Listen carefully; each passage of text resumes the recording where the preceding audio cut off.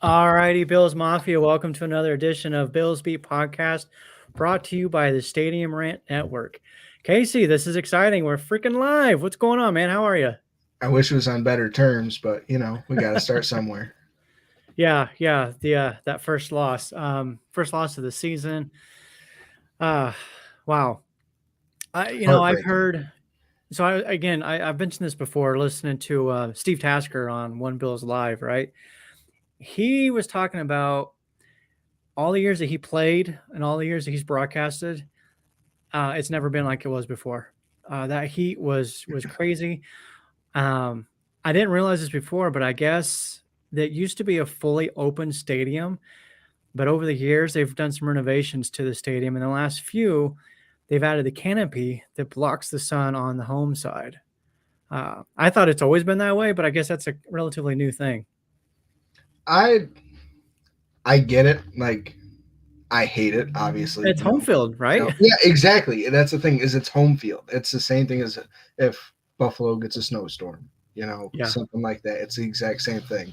But Miami doesn't get heaters this time. Yeah, they shouldn't. Like no heated benches, no heaters, no. Bring it up No. yourself, just Yeah, like we had to do. yeah. And I think probably in the future the Bills might just bring some canopies, their own little tents and whatnot. Dude, everything. Yeah, that was crazy watching that game. I actually got to the point where I was telling my wife, we said we just need to get through this game at this point, win Hmm. or lose. These guys need to get off the field and start to recuperate because, I mean, I've told you before. I spent 7 years in the army. I did a deployment to Iraq, so I know what extreme heat is like. There was days when we would be out there in the shade and it would be 120 plus degrees. Heat can really mess you up. So some of the mistakes that they were making, some of the opportunities that they were not taking advantage of, I get it. I understand it because of that heat. It can mess you up pretty bad. So I worked for an industrial roofing company for a couple of years, and my first week I was on a roof and got heat stroke, and my hands were cramping. I couldn't bend my fingers. I couldn't.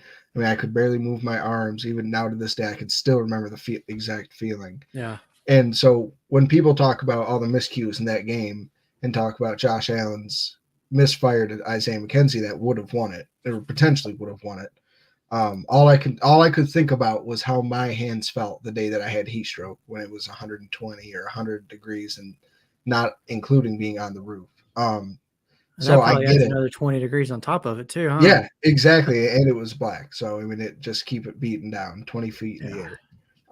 But I understood. So when I saw that pass, I was like, I feel like it's his hands. I feel like he's the only one that's apparently not affected by this, but it proved it, to me that proved even Josh was affected by the heat. Yeah. The game itself started out well. We drove down the field, got seven. I believe they went 5 plays in a punt. The Dolphins did. And like, okay, here we go. This is exactly what I was hoping for because we go up 14-0. The pressure is immediately on Tua within halfway through the first quarter. They can't keep up. They're going to make mistakes. And then I don't know. It just came apart. And even at one point, the Dolphins had, I believe, it was 3 consecutive 3-and-outs, and we just could not take advantage of it. And I will still contend that Gabe Davis catch was a touchdown. Yep, He had 100%. possession, both feet down, turning away from the defender. Like, what do these guys have to do to get a freaking catch? I mean, that to me was a catch. Period. And I'm surprised they didn't even review it. Didn't even nothing. No challenge. I mean, McDermott's not very good at challenges. I mean, he has a Yeah, terrible record. And even I expected, I was like, he's going to throw one. Thank God. He's going to get one right, and it's going to matter. But yeah. apparently this time he's like, nope, not doing it. Not worth it. I know my record. It's like, dude, improve it. That's true. Like you could have That's you true. could have got this. But we don't know that it would have been overturned though either because I mean I get it. You got to complete the catch, whatever. To But me, he it was did yeah, to a it touchdown was rule. He did possession yeah, catch 2 feet. And yeah. So what happens after that? I was a little surprised that they didn't challenge it. But then even still, I was like, that's fine. Well, we're gonna get 4 plays from what was it, first goal from the 6, I believe. Hmm. couldn't get it in. Another moment, same thing, 1st and goal, I wanna say from the 2. They gained 0 yards and had to settle for a field goal again. I kinda was looking back through some of the plays and the scores, and I calculated so if you take off the safety in one of the field goals and make the assumption that they convert instead, they left 20 points on the field. Yep. Like, it should have been 34-21 at best. Now, is that including the Matt Milano dropped pick 6? No, I was counting that. Oh, okay. So Yeah, I believe I was including that number in there as well, but yeah, such a frustrating game, but like I said, I'm glad when it ended. I was like, "Guys, get off the field, get in that shade, get in the locker room." We're beat up. The team is beat up right now. well, oh, 100%. But I'm like you said, I'm just glad the game's over. I thought all year, I think I told you in the podcast before this past game that I thought that this was going to be the game that we could drop. It's been too long. Streaks always end. Yeah. I just didn't think it would drop. We would drop it this way. I would rather get blown out like we did against the Colts last year. This feels a lot more like the Jaguars lost than the Colts lost. Yeah, I was thinking about that Jaguar because I was like, this game was so frustrating to watch because of all the missed opportunities. And I thought to myself, this is the most frustrating game. Oh, wait, no, it's not the most frustrating. I don't think anything will ever top that Jaguars We game. watched Urban Meyer beat the Bills. Urban Meyer. I saw, I think it was on Twitter earlier today, but somebody posted this picture or this comment or whatever, but said that Doug Peterson has as many, no, he's tied Urban Meyer for wins as a Jaguars coach at 3.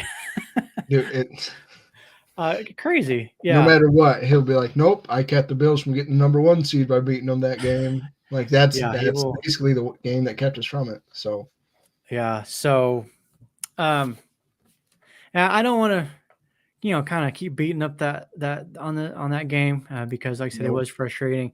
I it's think we get them Ravens season. back in December, and we'll take care of business. The only thing I will add is my most recent article that I wrote and posted up was about this game and all the missed opportunities.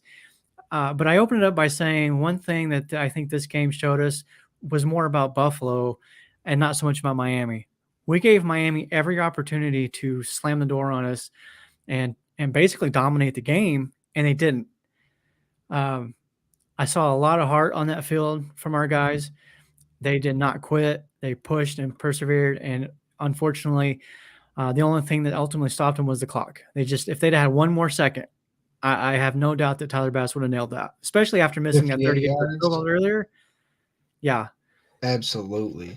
So, yeah. Moving on to the Ravens Yep. next week or later this week. But before we do that, got to do our normal thing around the NFL. What about the AFC West? What's going on over there? Well, Russ is cooked. I I don't know what they did to his hand. I don't know what last year in the surgery. I don't know what they did to his hand, but he has not been the same quarterback since. I mean, he can't hit the broadside of a barn. Yeah, he threw for what 300 yards in his first game, but I mean, who was it? Joe Flacco is also 4th in the league in passing this year. You're telling me those aren't anomalies? Nathaniel Hackett looks just overwhelmed, like doesn't know what's going on. I think he bit off a little bit more than he could chew with this job, and there was a lot of pressure put on he and Wilson to be a Super Bowl winning team the first year that they're together. I mean that's hard to do.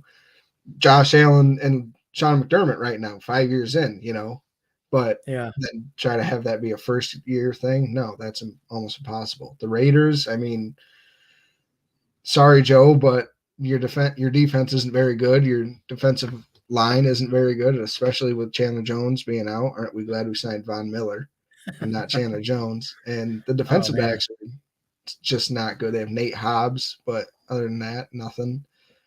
Chiefs are going to chief, and who am I missing? The Chargers. Oh, it all relies on Herbert. Yeah. I can't make sense of the Chargers. They've had different coaches, they've had different players, obviously different quarterbacks, yet they still can't win those big games. Like it's so weird to me that they struggle with that. Even like last year, all you got to do is get a tie against the Raiders, and you're in the playoffs, and they couldn't do it. Do you? So this might be a little hot takey. Are the Bills and the Chargers in the same boat at this point due to the Bills' underwhelming record of one possession games and getting bounced out of the Well, playoffs? and the one possession games, yes, but they make the playoffs. They've won the division a couple of times back to back now. They've won playoff games. So I don't put them in that same boat necessarily, but the one possession games, that is a little interesting, a little kind of odd. What was it 0-7, I think, in the last Yep. seven? Yep. Oh, which I can't place my finger on that either because Josh Allen is clutch. I mean, he's shown us time and time again that he can get it done. But still, for whatever reason, they come up short. We've had number one defenses. I think all the last, well, since McDermott and Frazier took over, I think there was only one season where we were not a top five defense. And that was And rebuilding year. yeah, so I don't get it. I don't know what's going on with that. Maybe it's just a coincidence. I don't know. What do you think that's what's going on there? I mean, prior to this 7-game losing streak on these one possession games, the Bills were 5-1. So it's like, what happened after that game that ticked? Was it? I don't know what game it was that the trend started, the new trend started, I should say. Yeah, But I don't. I think it's a mixture of everything. I mean, Josh is the type of person that gets too hyped. It seems like sometimes. It seems like I mean, he said he's got to be brought back down to earth a little bit. Between that and Sean McDermott has made some questionable calls. I mean, obviously Leslie Frazier in the divisional game last year, rushing 4 instead of 3 and not yeah. dropping 8. I think it's just a mixture of You know, everything. Everybody's I yeah, really think that's what it is. Everybody is still learning. yeah. I think that okay, this is our homework between now and the next show next week. I'm gonna go find those one score games because I want to see. I want to. Did we run out of time? Was it in Josh Allen's hands, or was it kind of like last year in the Chiefs game where he did what he needed to do, but the defense can hold up there into the bargain? Now, I'm curious to see which side that falls more on. Is it more on the offensive side or the defensive side? I'd be curious to see how that plays out. Well, I can guarantee you we're going to find that the Jaguars game was an offensive problem, not a defensive Oh problem. yeah, It was yeah, 9 that to one for sure. 6. But even that game, the other Josh Allen Oh. was a one man wrecking crew. Mm-hmm. Which again, that falls on the offense, and all this kind of goes back to the thing that I've always said, and I've been saying it since the beginning of this year. Because I think I mentioned before, I had a previous podcast with a host, and he was really big on, yeah, wins as a QB stat. Jimmy Garoppolo, he's a winner, blah blah blah. And I've always been the opposite. I'm like, no, like there's no sport in mankind that is more team oriented than football. Mm-hmm. Like, can the quarterback cost you a game? Yeah, he can.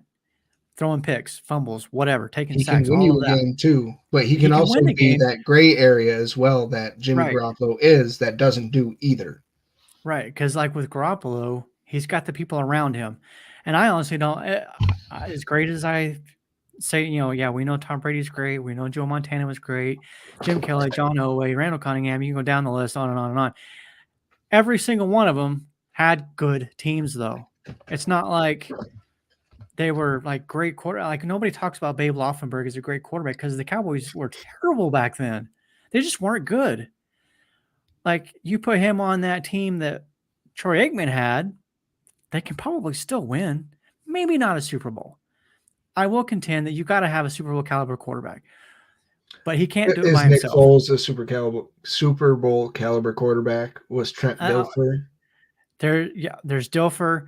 There was Flacco Yep. is a good example. So I mean, even that, yeah, you're right. There are some examples where I would say it, they're at least above average quarterbacks. They're capable, yeah, had but moments and flashes. yeah. So, and I completely off on a tangent. I don't even know what we were talking about a while ago.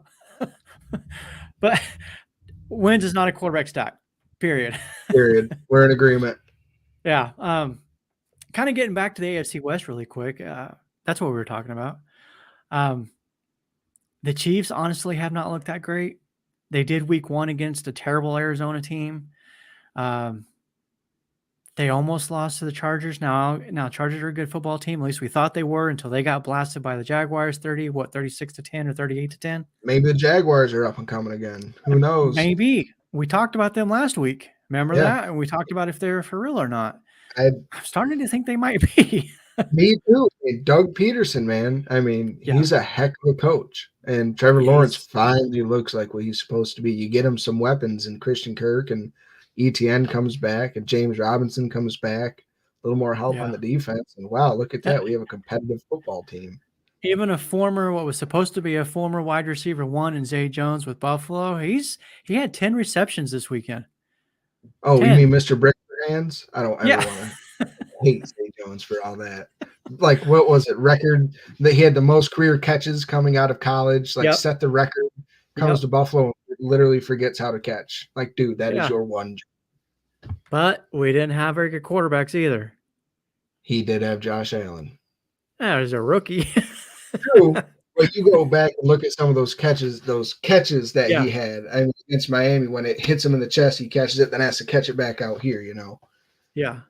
But But I mean, he he had a stepped up. resurgence last year with the Raiders, played well. And then when I saw that he went to Jacksonville, I was like, okay, he's going from Derek Carr to Lawrence and a bad team. I just don't see him being very good. And I honestly, I'm not sure what his numbers were the first 2 weeks. I don't know. But I did see that Sunday he had 10 receptions. And I saw that, I was like, what? Did they throw it to him 20 times to get those 10? Well, I mean, they spread the ball around. I mean, look, Evan Ingram is there now. I mean, they have Christian Kirk, Yeah. Marvin Jones, Jamal Agnew. I mean, all those guys. I mean, it's more like an attack by committee. You know, they're not doing kind of like a Buffalo or the Rams where it's Allen to Diggs or Stafford to Cup. You know, Lawrence is using the entire field and all of his weapons. It's really nice to see. Yeah, yeah. So I don't know what happened to the Chargers. I have to question now them. I You talked about the question Coach Raiders. Staley. Yeah, I'm not a crazy fan of his. I think he's a good coach. I don't know if he's, playoff or Super Bowl caliber type of coach yet. I think sometimes he's a little too risky with the fourth down attempts. I remember the game last year when they were playing the Chiefs. They were inside the 5 twice, went for it on a fourth down, didn't get it either time, and lost the game by like 2 points. I'm like, if you'd have just kicked the field goals. So that's one example where they should have made the playoffs or had an opportunity to and didn't seize that. So yeah, I'm with you. I'm not sure about Staley. So we got the Raiders, Chargers, Chiefs, then the Broncos. Yeah, you talked about them as well. That offense is not clicking. Wilson shows some flashes here and there. He connects with those guys, Judy or Sutton. Sutton. But they're just not. They're not clicking, and they should be. You would think they would be. Yeah, I mean, how many people had them as like Super Bowl favorites or Super Bowl winners? Like, how many people in the media did? They were like, "Yep, they're hands down. They're going to the playoffs at very least." And it's like, I mean, I bought into the hype. But I had the Raiders making into the playoffs over the Broncos with the 3 teams coming out of the West. But now, I mean, maybe 2 will come out. Obviously, 1 has to, but I mean, that'll definitely be the Chiefs at this point. You think so? Because they didn't look all that. I mean, they lost to the Colts. I mean, Colts aren't a bad team, but they haven't looked good so far this year. I don't. The Chiefs, again, it's Andy Reid and Mahomes and Travis Kelce. You know, I mean, that defense did get better. George Karlaftis, Nick Bolton's there, anchor in the middle. Where they're still kind of soft-ish is on the corners and their safeties. Yeah. But, I mean, Justin Reid, I mean, he's good. I mean, don't get me wrong, he's definitely good, but he's not Tyrann Mathieu. But Tyrann didn't make a difference to Josh Allen last year anyway. Oh well, he did get injured too early in that game, if I remember correctly. Matthew did. I don't remember if Did it was he? the second quarter. I mean, I think it was kind of early. Well, we have a two Um, game sample size from last year, and Josh tore him up both yeah. times. Oh yeah. So I'm not too concerned about that. Speaking of Josh Allen and the Bills, before we move to the next segment, I did want to uh, share this. Since this is our first live show, we got our first live comment. So I got to throw it up there. From Lance, go Bills. We're going to Super Bowl, not an undefeated season. Hashtag Bills B. So appreciate that, Lance. And yeah, he's right. The goal was not an undefeated season, right? The goal is the Super Bowl. We're week 3. Just get healthy and get to the playoffs, and then we'll rise from there, right? Yeah, I mean that's what I was saying. What was it last week? That we're looking. If somebody was injured going into this game, they weren't going to play. I think McDermott was not necessarily throwing in the towel, but he was like, "All right, this is we're going to deal with people that are perfectly healthy and not risk it with this heat at all." That's why I think that's why Poyer didn't play. I think that's why Mitch Morse didn't play. I think they were really keeping everybody. They just gave them that extra week to not rush anybody back. With same thing with Tre'Davious White. Is this going to be the last week we don't see him? Will he be available next week, or will they sit him one more week, additional week, just to be safe and bring him back for the Chiefs game? Uh, we do have some other things to kind of get to, but you brought up White, and but before we get into that, I just want to take a minute to kind of talk about one of our sponsors here really quick. So, um, if you're listening, you're an NFL fan, right? Take the NFL anywhere you are this season and join the NFL Plus today. We have that. In fact, you can go to my Twitter account. The link is there on my account. It's pinned. Go check it out. NFL Plus. You can catch up on tons of games. In fact, that's how I'm going to go back and watch those 7 games that we were just talking about and those one score losses. Um, Talking about White, because we had Benford and Elam and they were playing so well, I was like, we can take our time with White. We can wait until after the bye week even. Do you think that's feasible at this point now? Do you if he's healthy enough to play, do you play him or do you let's go ahead and wait one more week. Let's make sure you're good to go. What do you think happens at that point? I think McDermott and Bean always have a plan, and they never stray from that plan. And I've said it for weeks now that he will be out the first 4 weeks, sit out week 5, so he can finally get a week's worth of practice, see how the ankle and see how he feels, and then come back for another week of practice and ramp up for the game against the Chiefs. So that Yeah, way he gets the bye week to take off and relax and get the knee back and see how he's feeling, and then go full bore for the Packer game yeah, and on. and I can certainly see that happening. One of our Bills beat writers put up an article, and we published it today, talking about free agent corners out there. And one of them that he mentioned, um, Xavier Rhodes. He actually did come into one Bills drive today for, I assume, a physical and kind of see where he's at with that. The fact that he came shows obviously he's interested, right? I don't think he would just show up for the fun of it. So we'll see how that what happens with that. And I'm getting a phone call, so I'm going to go ahead and hang up on that. Um, so I'm with you though. I think because after this week he can come back. If he's healthy, I say put him in there a few plays at least. Not obviously the whole game. Let's not go 100%. It will be Uh, against the Steelers. So you're right. That might be a good little get your feet yeah, wet because game. let's say we treat him like a pass rusher who comes in on third downs and obvious passing situations, something like that, just to get his feet wet, just to get him acclimated to the speed of game day again, and kind of get him into that mode again. And then yeah, week 6 when we're really going to need him, go full bore. Um, However, uh, Benford is out, but he will or should be, I believe, back by then as well. I think the last thing I saw was he'll get surgery on the hand and out probably a couple of weeks. which is Yeah, I good news. saw that it was going to be about a month till his return. Say, yeah, 2 to 4 weeks, we'll call it that. Yep, So we'll see what happens with that. What 4 weeks that takes us to the bye. takes us to week Um, 8. Perfect. yeah, so they may. I don't know. This is all. So what happens then? So then we have Tre'Davious White, we have Kyrie Elam, we have Dane Jackson, and we have Christian Benford, all healthy and ready to play. So who plays?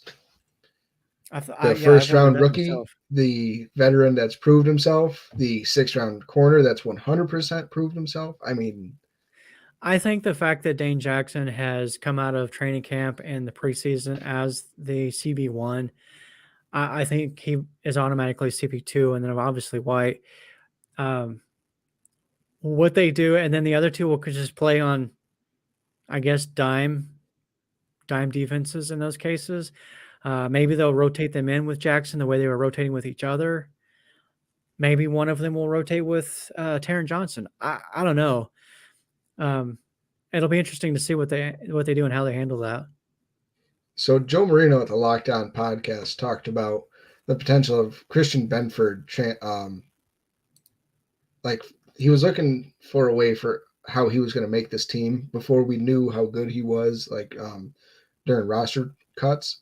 Yeah, And he was talking about him maybe switching positions out to safety to be an heir apparent to Micah Hyde and Jordan Poyer.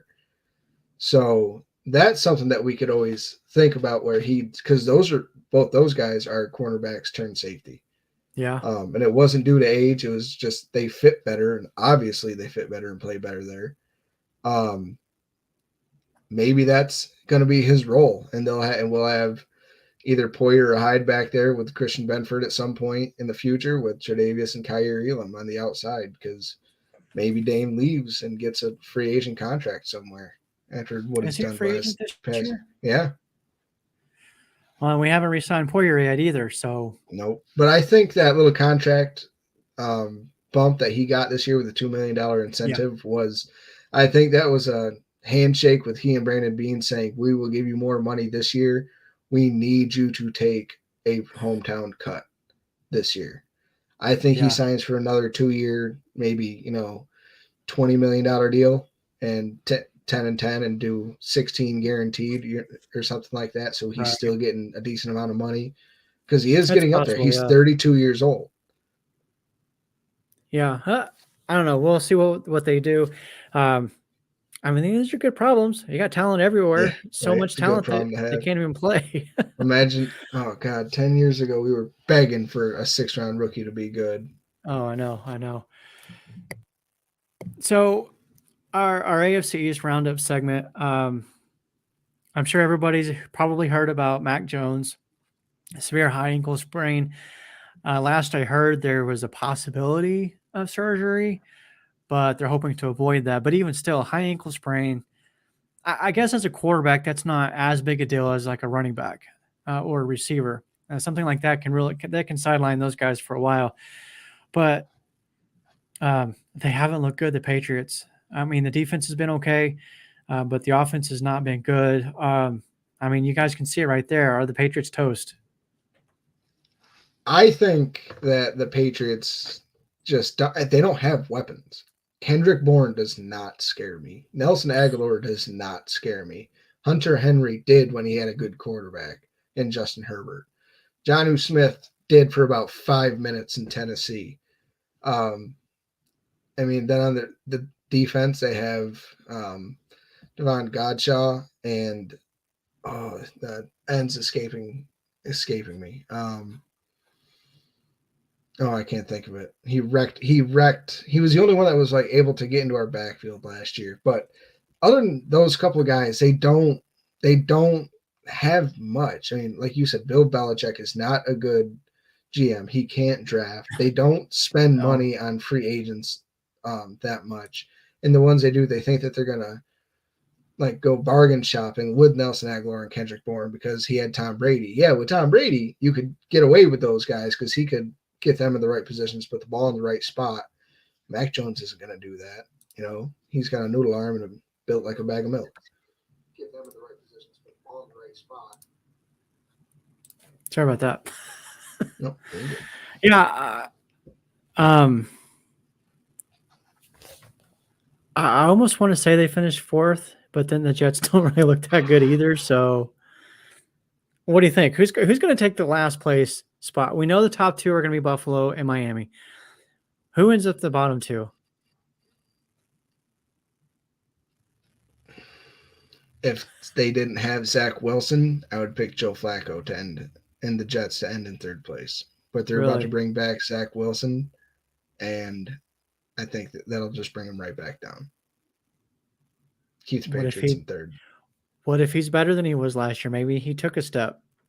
I mean, he can't get much worse than he was last year, but I That's true. mean, He did play a little bit better down the stretch last year. But but yeah, even Garrett Wilson said Joe Flacco throws a much more catchable ball than Zach well, Wilson. I I mean, mean, that's kind of yeah, worrisome. but in Wilson's defense, he's essentially a rookie. I don't think he didn't he get hurt last year too and miss some time? Yeah, remember the whole Mike White Yeah, extravaganza? exactly. Yeah. Like everybody wanted Mike White to come out and be the quarterback all of a sudden because he I had mean, one good hey, game. what? I mean, he had three, and they were all Right. better than they were all Of course, better than Zach Wilson. that's what Buffalo did back in what was it, 99 when 98 when Rob Johnson played for the Jaguars and he went off for one game and Buffalo's like, "Oh, here's bajillions of dollars. Come play for us."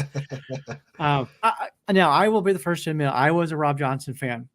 Um, and I feel like he actually could have been the guy, but there's so much waffling back and forth between the ownership and the head coach and who's this um and I've heard listened to so many documentaries about that whole situation.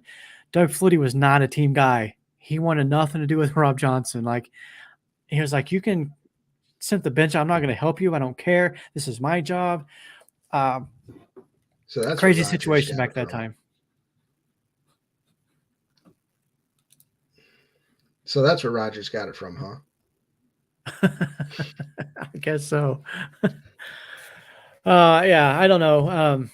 I still, Buffalo number one, Miami will finish two. I know that's not the way it is currently. It'll change. Let's The not Dolphins, forget the Panthers were 3-0 at this point last year as well with Sam yeah, Darnold. yeah, and, So, and they won like two games after that or something. oh, I don't, did they? I don't I remember don't how know. many I they know it won, but wasn't it wasn't many, good. but uh, I was going to say about the Dolphins, there was nothing that they did on Sunday that really that wowed me. I was not. I all this hype and talk about, oh, two has arrived. It didn't look that great to me. It didn't look terrible, but I mean, he looked the drunk to team, me after that hit. yeah, that. Uh, Even my daughter texted me today, and she was like, "So back injury makes you like hold your head and shake your Wobble. head like you're something." Apparently, I don't. I mean, I have back issues, and it's never made me do that. So I don't know what. Yeah, that was interesting, but I'll still put the Jets, I think, fourth. Uh, um, I'll still give the Patriots a bye as far as being third in the division because they are the Patriots. Belichick is a good coach. Um, I do think that some of what he's accomplished, a lot of what he's accomplished, is because of Brady. But I do think he's a good coach. So I think for that reason, the Patriots will still finish third, and the Jets will still finish fourth, as I've said, all season. Until I got to see Wilson. I got to see what he can do. If he's really has taken a step, or if not, or if he's the same, we don't know. So we'll see uh, how that Real goes. quick, over under how many games the Patriots win? 8. Under Under? Okay. for sure. Yeah. I think I'd put them at probably 5 or 6 wins. For the Patriots? Okay. Yeah, So what does that make the Jets for you? 4? yeah.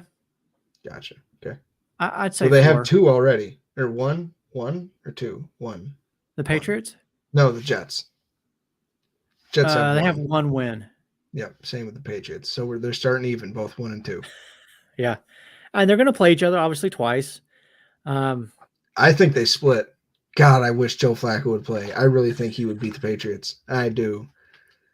Do you think they would actually bench Wilson if he doesn't play well? Or are they going to look at him like, I he's our future, we need to finish it out with him?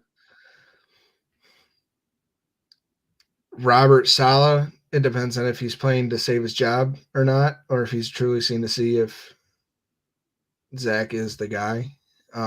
If he's looking to keep it, save his job, he'll play Flacco. If Wilson starts to crap the bed, if he's not looking to save his job, then play Wilson and hope for and the say, and just do what you need and just see what you have in him. But to I me, mean, that's almost unfair, only because he started out that job with a rookie quarterback, and we've talked about this before. Rookie quarterbacks typically take 2 to 3 years, and if you're not going to give him a full 3 years to see, I think that's unfair to him. But you're right. agreed. If they don't win but 3 or 4 games, Saleh's job is probably done. That's kind of what happened with Rosen. They didn't play well. His coach got fired. He's been through, I don't think he's had back-to-back same coach his whole career.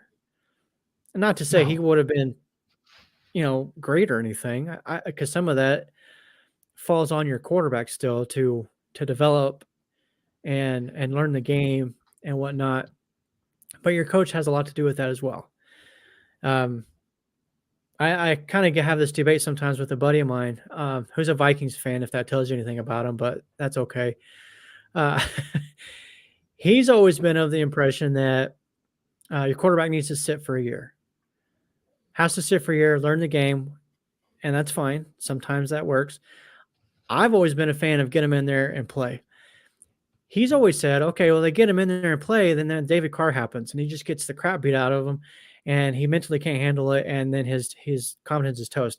If I have a quarterback that can't handle some adversity and get beat up, I don't want you. That's how I look yeah, at it. then you Like, figure I that want to out quick. see, yeah, I want to see how you react to that. I want to see how you handle that. Allen's a good example. He came in, everybody was down on him. Everybody Struggled. outside of the, everybody's outside of the team.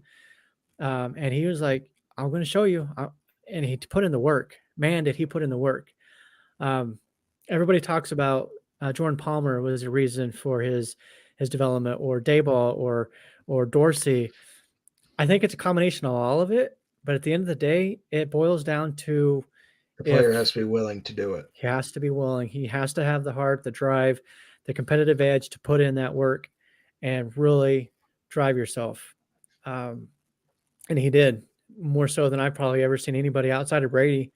As much as we all, as Bills fans, don't like Brady, there's not too many people like him that put in that kind of work to make himself better. And that in that way, Allen reminds me a lot of Brady. He had his It, jersey growing up for a reason, yeah, you know. yeah. So we know, well, actually, before we go on to the next piece, because we're going to talk about Lamar Jackson and the Ravens here in just a minute. However, if you play fantasy football, you've probably heard of Trophy Smack. If you're looking for rings, trophies, championship belts, whatever, get your league a new trophy today from Trophy Smack. You can level up your fantasy smack talk with awesome trophies, rings, belts. Check out their options. Again, you can go to their website, trophysmack.com, see what they've got. They've got some really cool stuff. This trophy that I don't have it back there now, I actually moved it, but the fantasy football trophy I've got did not come from there, but we're in the process of ordering a new one for our league. So if you're looking for one, Trophy Smack's a great place. This Sunday, we got a big one. Are you worried about this game? What do you mean, am I worried? Heck yeah, I'm worried. I would say that Lamar Jackson's the best football player on the planet. I would say overall, if you could pick anybody to go play in the street with him, Oh yeah, who's not picking Lamar Jackson number one? is That's Allen how I. there? Oh well, I mean, hey, the one person that I might take over Josh Allen to play in the street would be Lamar because of that speed. But I mean, if we're playing tackle, I'll take Josh because he's going to destroy everybody. But I mean, Lamar, he's got Mark Andrews, Devin Duvernay, and Rashad Bateman, and J.K. Dobbins. This will be probably his first game that he'll get a full, not necessarily a full workload, probably 75%. He only got about 50-50. He split with Kenny and Drake last week. and Mike Davis was sprinkled in a little bit. But we saw that the Ravens are like the Bills; they can turn it on when they want to, but it also gets turned off pretty quick. Like we saw against Miami, they put up what 35 points in the first half, and then put up three and lost, ended up losing the game. Um, so their defense can be had, but it's Yeah. all relies on stopping Lamar. But Sean McDermott and Leslie Frazier have proven that they can do that. I mean, they showed it in the playoffs. They held them to 3 points. They've always Um, done actually really pretty good against Lamar Jackson. He hasn't yeah, beaten the Bills yet, has he? I don't no, believe I don't so. think so. I mean, I think it's because they're good at keeping their contain, making him need to try to step up, and then when he breaks, then when he tries to break containment, we have somebody there, either Edmonds or Russo or Poyer there to spy him. So if he breaks, someone's there. I like that they always kind of play like a box and one to bring in a basketball reference Yeah. on Lamar. Do, do you think if because everybody knows the Ravens are a run first team, um, I do think Lamar Jackson's passing has gotten a lot better actually this year. He actually Absolutely. leads the passer rating, but they're still a run first team. They're like the polar opposite of Buffalo, really, when it comes to that style of play. We pass the ball all the time, they run the ball all the time. Do you think with the injuries that we have in the secondary, the fact that we're probably I don't know, maybe Dane Jackson plays, I haven't seen anything on that yet, but let's say he doesn't, he's not a go, and we have Kyrie Elam and potentially Xavier Rhodes, and I don't know about Poyer either. Do you think they try to attack in the air more so than maybe they normally would? Not only because of the injuries that we've had, but because of the success our defense has had against Lamar in his running in the past. I think probably yeah. I mean, he's had. I think Lamar's had better weapons to his disposal in the last couple of games he's played against Buffalo, and when he had Marquise Goodwin, and Brown. yeah, and Marquise Brown. Thank you, Marquise Goodwin. And but he also had Mark Andrews, and I think their defense might have been a little bit better, a little bit more stout, especially in the front seven. Um, but like you said, they're good at maneuvering the. He's good at maneuvering the pocket, moving it, and keeping the defensive line on their toes. And Mark Andrews is, I think he's become the best tight end in football. I mean, Travis Kelsey's still Travis Kelsey, but Mark Andrews is just so big. He catches everything that's thrown to him. I mean, he's the clear cut number one on that team, Yeah. receiving wise. I just think, I think they will attack us through the air, but the weather's going to have a lot to do with it. And I think if it rains and it's supposed to be a torrential downpour, that dampers their passing game a lot because that's not their number one. That they do like to run the ball, and I understand that the rain's supposed to do that and help the running team. But I think the Bills could just stack the box, play them like they do Tennessee and the Patriots, and remain uh, strong on the back end and just not give up anything deep because that's how they score on pass plays is the long deep Yeah. passes. Which is usually off the play action. Yeah, Yeah, I think with games like this, when it comes to the weather, I don't worry as much about the Bills as probably other teams would because Allen can, you know, split through or zip the ball through the rain like it's non-existent. Um, Even last year in that Patriots game with the wind blowing around like at 5,000 miles an hour, I think he was only a 50% completion rate, but the average normal quarterback probably would have been closer to 25. Like honestly, and he threw it there's 30 times. yeah 30 times. So there's not. I mean, there's not a lot of quarterbacks that can play in that kind of weather like he does, and that's obviously a big reason why Buffalo went for him. At least I believe because he can handle the weather and the wind. That happens frequently in Buffalo.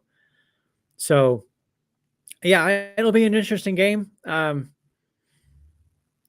Yeah, those first like with the Rams game, I felt good, felt confident. Even when we went into halftime 10-10, I was like, we're controlling this game. I It's said just a matter we of were time. always in control. Yeah. And then I had zero concern with the Titans. I said every chance I got that they're going to embarrass the Titans on national TV. And we talked about this before. Some Bills fans like, stop doing that. You can't, humble and hungry. Come on. We're going to beat them. We're the fans. Yeah. We're not the ones that have to be humble. Right, just right, hung. exactly. Um, the Dolphins I was concerned about because of the injuries on the back end with the defense, and then of course our top 2 defensive tackles. You could arguably say maybe 2 of the top 3, I don't know, but being out. The defense played well though against the Dolphins, even considering with all the injuries and everything. They played, I think they held them, what, 212 yards? Something like that, yeah. So, uh, but Tua's not Lamar. And it only takes one play for Lamar to get loose and take off 80 yards. I mean, he did that against the Dolphins. 79 yards, I believe it was, Yep, touchdown run. won me a parlay. There you go. So I can't say that I'm concerned, but I can't say that I'm confident either, if that makes any sense. I don't know if there's an in between of what you would call that, but the way we I think started that's out, where most Bills Mafia is. We don't know what to feel going into this game, but there's so yeah, many question marks. I mean, there's so many. We don't know who's playing because of the heat exhaustion thing. We don't know who's going to play because of who was already ruled out from last week. So, I mean, your guess is as good as mine. Who's going to play? And I will not be making a game prediction on this podcast today because until we get more information. yeah. So speaking of the score prediction, be on the lookout for that article. We'll put that out on the Bills Beat site um, later this week. Yeah, because I agree. We need more information, like who's playing. Because if we have the same number of people out, I think the Baltimore Ravens offense and Lamar Jackson is going to be able to take advantage of that way more than Tua did. So Absolutely. that would be a concern.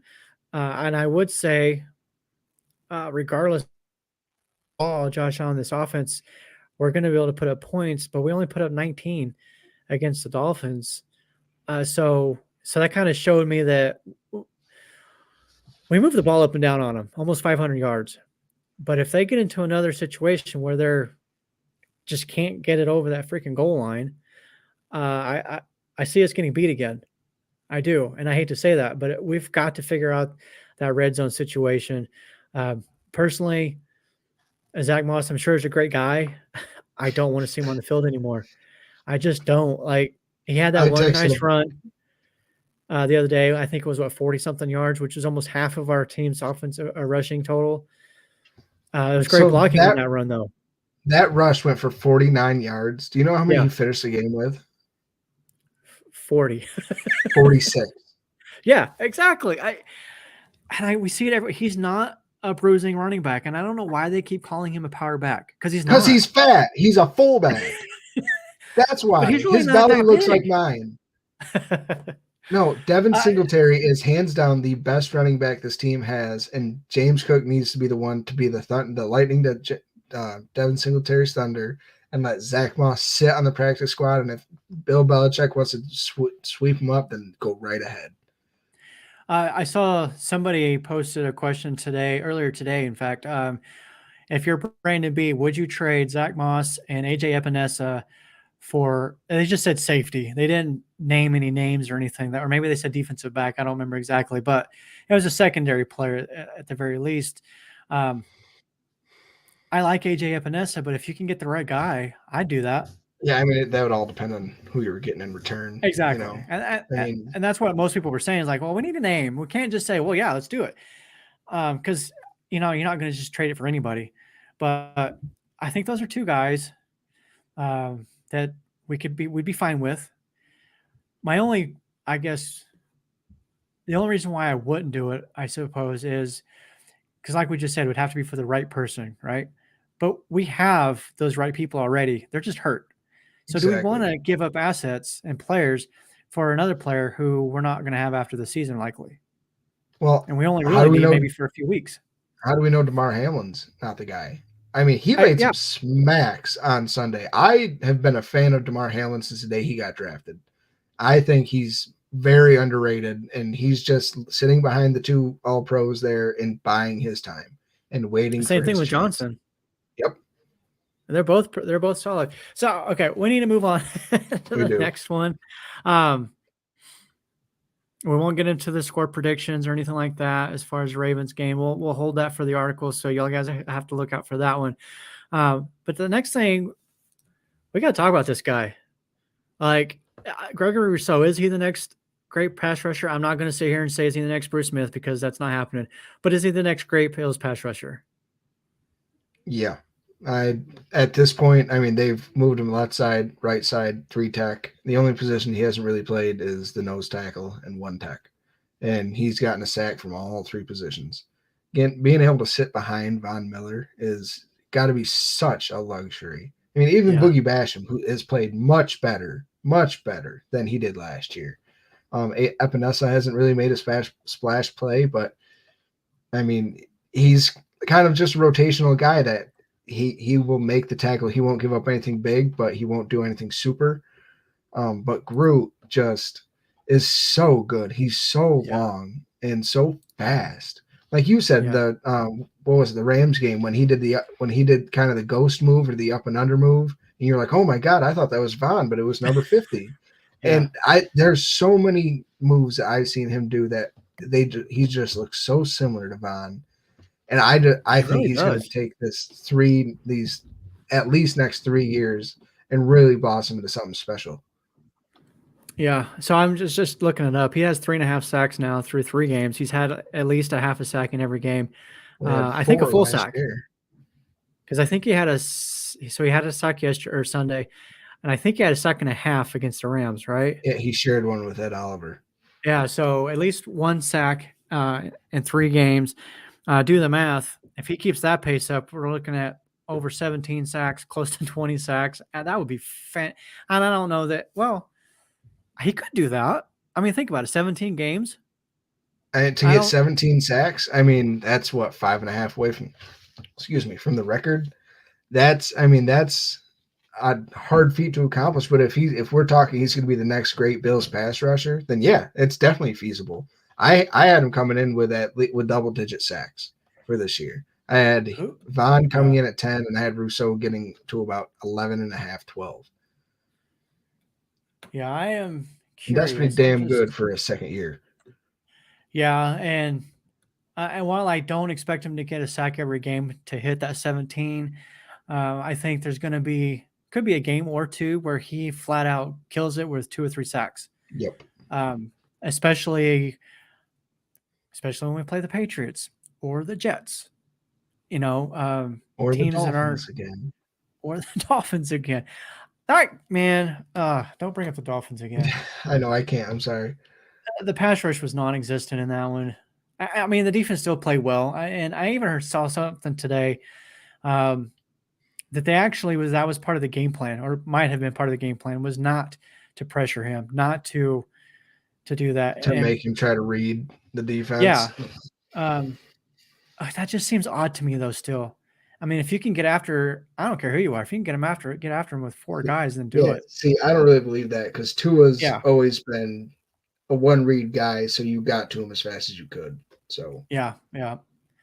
Oh, here we go. So I got to see who's currently leading the league in sacks. I Pittsburgh, knew, Alex Highsmith, 4.5. I knew this earlier today. So Rousseau is currently 7th with 3.5.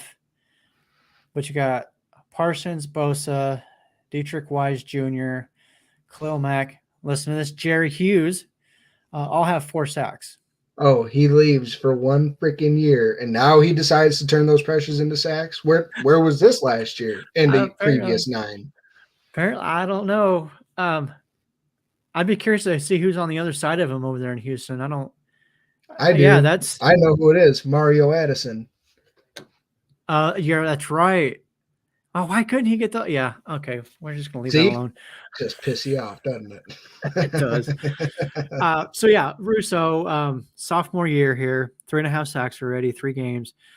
I think it'd be fantastic if he got to 17, but I'd be happy with 10 to 10 15, double digits. honestly. Yeah, I think if we could get a couple of guys with double digits, um, we'll see what happens going forward with him. I'm excited for his future. I really am. It's going to be fun to watch him. 100%. Yeah, and I think he's in a really good position right now because, like you mentioned with Von Miller, Von's going to be around for another few years at least. So it'll be nice for Rousseau to kind of gradually work his way into becoming the guy on this defense. And then once Von Miller moves on, Rousseau steps into that veteran leadership position and dominates, and then whoever we have on the upside of him will then be able to learn from Rousseau, and he becomes that Von Miller type. So I'm looking forward to seeing that. I liked Rousseau when they drafted him. I think he's a really cool guy, really good dude. So it's awesome to see him having this, the impact he's having so far. Agreed. So last thing we want to talk about. This is always fun because I like to hear what other people out there in the Twitterverse talk about and what they say. We're going to call. So we did this last week a little bit. We didn't really have a name for it. Casey came up with a name about, I don't know, 30 seconds before we went live today. So this is our new name for this segment, Tweet Talk. I love it. It's perfect. But we were talking about score predictions earlier. You've got some, right? Yeah. So I asked the Twitter world, who just a one sentence answer who they thought was going to win the game, why, and a score. And all I got were some scores, and I got one that was Bills 31-17, and then another one that was 34-28. So even with all of the injuries by Bill on the Bills, they're still choosing them over Baltimore, which goes to show that everybody still believes Miami is not the best team, and that the Bills are the best team in the NFL. Yeah. I guess my only concern with the high score is the offensive line. This last game, the offensive line was just in shambles. We finished the game with our third string center, for goodness sakes. Like, It was his first game active. yeah, Greg Mance, I think, right? Yeah, he was Yeah, hurt the first two games and on the practice squad, but yeah, and I saw today also there were 3 guys on the offensive side of the ball that played all 92 snaps. Everybody else had to come out for one reason or another, mostly because of the heat. The only 3 guys was Deion Dawkins, Saffold, and of course Allen. So 2/5, we'll call it 3/5 of our offensive line were backups. Not the whole game, but the majority of it, because we know Morris was out at the beginning. I So mean, they pulled Brown early. He was the first one to drop. And then who was in at right guard? Ryan Bates. He dropped pretty quick. well, he got the concussion. Yeah. But then who went in behind him? Van Roten. He went in, dropped. I mean, Tommy Doyle went in, tore his ACL. So the offensive line does concern me a little bit. If we don't get those guys back, obviously, well, Bates is in concussion protocol right now. I did see something where somebody was, and don't quote me on this because I don't remember the name of the source or if it's even a legit source, but they were saying that they don't believe it's a concussion was severe enough that he can't clear this week. And normally I would say most concussions are more than a week, but we have seen somewhere guys come back from the very next week, or in Tua's case, the very next half. But I wish they got one more hit on him. So that does worry me a little bit. If we don't come in there with at least 4/5 of our starting group, and we have to rely on Greg Mance again, I'm a little worried about that. I've even seen some people like, "Hey, can we bring Gerald Williams back?" Hey, I was the first. I think I was the first person that I know that said that. I was like, "You got familiarity and somebody that played guard tackle." Yeah, so I think that would be a good move to bring him in, and I don't know. We'll see what's going to happen. If the offense, like I said, if the offensive line is not put together and ready to roll, I don't think we score 30 plus. I think we can still get in the 20s, but Josh is going to have to do it all by himself because these guys are not opening up holes. And this just irritates the crap out of me. I'm tired of hearing the people trashing on Devin Singletary. The dude is a good running back, but I don't care who you are. If your name's not Barry Sanders, you need some holes, man. Mm-hmm. You think Emmitt Smith sets an all-time rushing record without that Great Wall of Dallas? No. Exactly. I mean, Emmitt's a great running back. I'm not taking anything away from him, but he doesn't set that record without that line. No, nobody does Uh, anything without an offensive line. exactly. There's Yeah. a reason So why those guys get drafted where the quarterbacks do and the defensive ends do in the draft. yeah, 1, 2, 3, top 5, top 10, yeah. because they are So so dang important. exactly. So if the line struggles again, I would not be shocked to see Allen drop back 60 times again. Um, uh, you Hey, know, I do what remember you the got to days when do. they said that they didn't want when experts didn't want Josh Allen throwing over 29 times. They didn't want him throwing 30 times a game. He just doubled that. So, Yeah, I think he had 62 pass attempts in this game. yep, 63. 63. That's nuts. That's crazy. But anyways, big game this weekend. I don't want us to go 2-2. That would just be terrible after the great 2-0 start and the way everybody was feeling. We need to get back on that train. And I think they can. I think they will. But we got to get these injuries figured out. If not, we could drop 3 the next few. I mean, the schedule does not get any easier after the Ravens. It's the Steelers. I think they'll be okay with that. But then it's the Chiefs, And then it's the and bye then it's the week. Packers after the Right. bye week. But The then after Packers. that, it starts to lighten up. Yeah. So that's tough. And the Steelers, I'm not really necessarily too concerned about it, but they still got a good defense. And who knows if Pickett's going to be the quarterback by then. I think I've said before, I'm a big Trubisky fan. I think he got a raw deal in Chicago. I think he's better than people give him credit for. And we kind of touched on this a little bit last week, I believe, but I think Matt the offensive Canada. woes there is more about the coordinator and not the quarterback. But Yep. that's not our podcast to discuss. So, but yeah, this is going to be an interesting stretch about a month here. If these injuries don't get ironed out, we could drop a couple of them and find ourselves sitting at 3-3, maybe 4-2. That would be Hey man, fine. we were 7-6 at one point last year. I'm if we drop to 2-2, we come out of this stretch. I have a feeling we'll probably end up being 4-3, 5-2 coming out of that Packer game. Yeah, Um, and then everybody, well, not everybody, but then the defense is mostly healthy, and the offensive line should starts be coming back, getting healthy. Then we're ready to second roll. half. And then all we got to do is make the playoffs, right? I mean, seeding is great. You want to be home field, but just get in. I still think the Bills are going to take home field. I do too. I do too. Well, we need to get out of here, but I just really quick want to say this, and you can comment on it though. We've talked about all summer long about how stacked the AFC is, and It's not that stacked anymore. it doesn't look like nobody's really like, oh my gosh, that team outside of Buffalo up until this game. And if you actually watch the game, you still came away impressed. Um, but who else? Like the Chiefs haven't been playing that well. The Chargers just got destroyed by the Jaguars. Uh, we talked about the whole AFC West, but then you've got the Titans. They're not that good anymore. Uh, Indianapolis, maybe they start figuring things out with Matt Ryan and they become a little bit, a little better. But even them, outside of in their receiving core, outside of Pittman, there's nobody there that scares you. So I don't think this AFC is quite as good as we thought they might be.